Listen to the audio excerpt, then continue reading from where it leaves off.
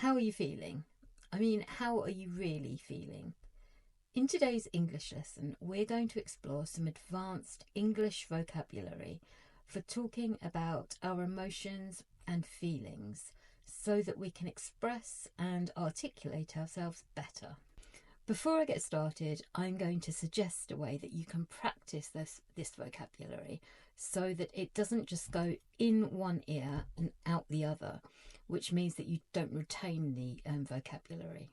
Something I've mentioned before in other videos is the power of journaling in English when it comes to language acquisition.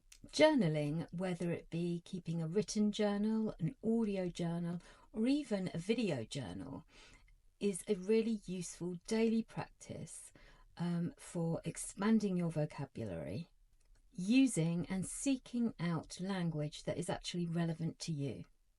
If you'd like to explore journaling a little bit with me, then head over to my website where there's a free PDF with 30 journaling prompts to get you started into this practice. I'm going to put a link below and there's also a link to a PDF which covers all the vocabulary and language that I'm going over in today's class, with definitions and examples of usage. By the way, before I go any further, I'm Jo and I work with people who want to improve their confidence speaking English as a second plus language. I post videos here every Wednesday and Sunday, and you'll also find lots of English learning content on my website and on my Instagram account. Okay, should we get started? First off, I want you to think about a really happy time in your life and how you might describe how you felt at that time. Now, for me, what always springs to mind is when I found out that I was pregnant. This is some of the vocabulary that I could use to describe how I felt at the time. Firstly, I'd say that I felt completely elated. So much so that I immediately wanted to tell everybody. We were incredibly lucky. We hadn't been trying for very long, but we were absolutely over the moon when I did a test and I got a positive result. We were thrilled to bits. At that point, we couldn't tell many people, maybe just a handful of close friends, but I told my dad, and I remember my dad was absolutely delighted for us. I was on a high for days, if not weeks, until maybe the morning sickness kicked in. And then when I had a 20-week scan and we discovered that we were having a baby boy and he looked completely healthy, I was ecstatic. Okay, by the way, I should mention Tilly, this is my daughter, if you're watching, we were equally ecstatic, thrilled to bits and over the moon when we discovered we were pregnant with you. My kids are 18 and 16 now, and sometimes they watch my videos. So all that vocabulary can be used for talking about when you feel really happy. By the way, I should say as well that I only include vocabulary expressions and idioms that I actually use in my day-to-day life. So we all know that life is full of highs and lows. So the following vocabulary can be used when you're feeling low and sad about something. Now, when I think about sadness and what was the most sad period of my life, it was definitely when my mum got diagnosed with cancer. This is over 20 years ago now. She was just 57 at the time and we were all devastated. We all tried really hard to be positive, but we were really disheartened when we received her prognosis. My mum was incredibly strong during those months, but 6 months later, very sadly, she passed away and we were all totally heartbroken. For the first few months, we were all pretty much overwhelmed with grief. It was a very sad time and my mum is very much missed. If you've been through any sort of major loss, you might know exactly how I felt. Or perhaps you can empathise or put yourself in my shoes, which means imagine how I feel or felt.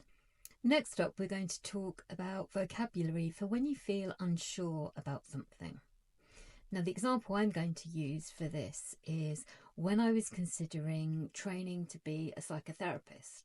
This was a few years ago, and a few of my friends had taken this path, and it was something that I liked the idea of, but I was unsure about making this big commitment. Psychotherapy training is very long and expensive, and also emotionally very draining.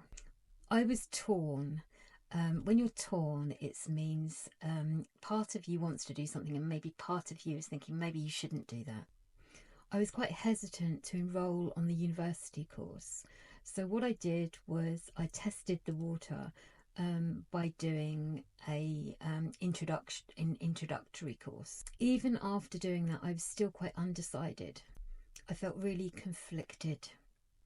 In the end, after a lot of toing and froing, I finally came to a decision. The time wasn't right for me.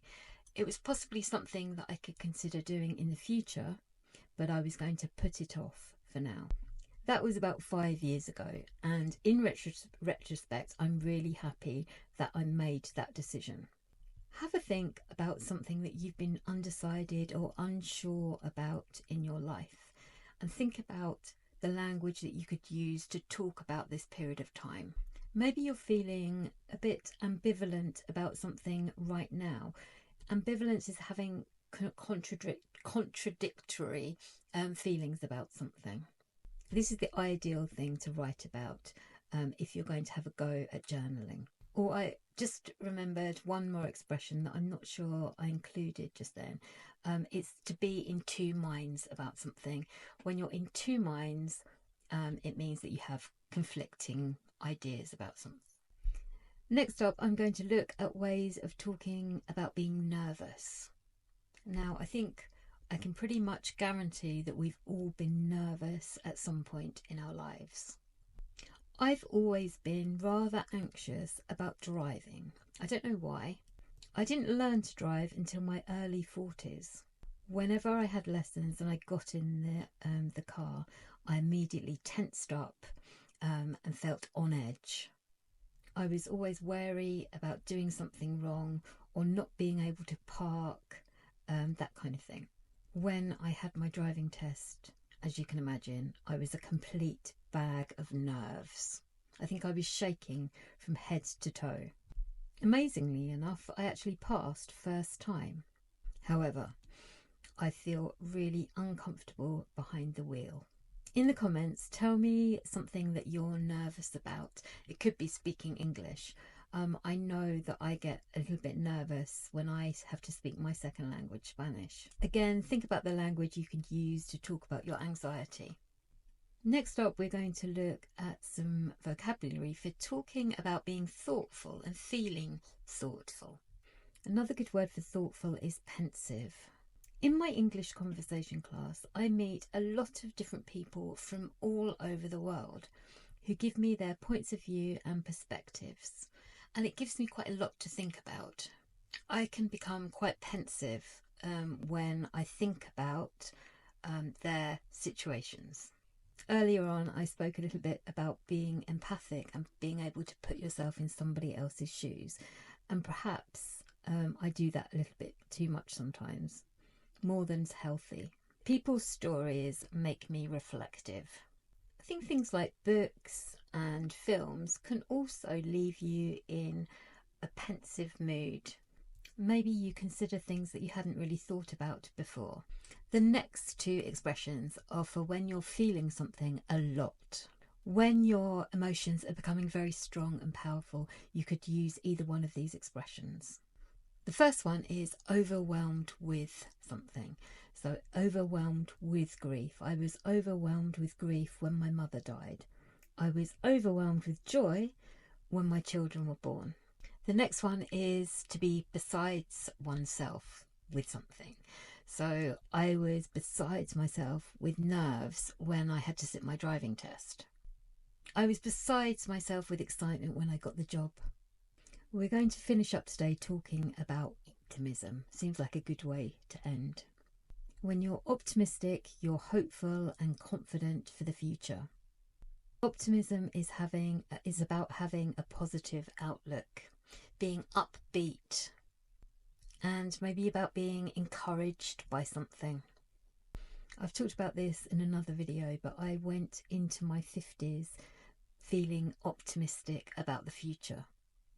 I felt encouraged and supported by my family and hopeful about the next decade of my life. We're coming to an end for today's lesson. I don't know if you can see my cat has joined us in the background. She's looking quite aloof, although you can't see her face. Hang on. Gizzy? There she is.